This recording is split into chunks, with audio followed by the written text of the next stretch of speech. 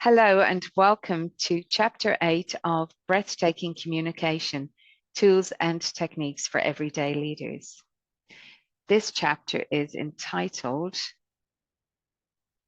How do I make sure people hear me? One of the first questions I get from people I meet when they find out I'm a voice and speech coach is, how can I project my voice? And I have to respond honestly that that's not where we start. There's a lot that needs to go on below the waterline before we look at projection. But this is where we hear about it. This chapter is for you if you need to know about projection. There are 3 exercises. It also deals with another issue people have. So have you ever had people say, pardon, when you speak, or can you just repeat that? You need the contents of this chapter. And if other people you've encountered tend to drift off at the end of a sentence, and so you don't quite know what the whole sentence means because we need the whole sentence.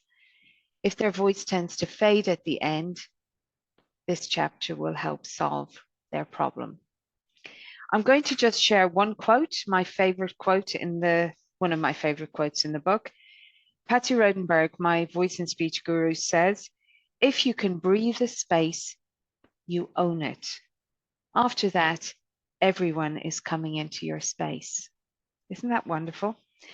I went on a workshop with Patsy Rodenberg in South Africa 23 years ago, and I was so inspired by her. She is so good at what she does. She is definitely a role model in that space for me. I was cheeky when I finished the book, and I wrote to her and asked her if she would write a book review, and she agreed to. So I sent her off some chapters, and this is what she wrote.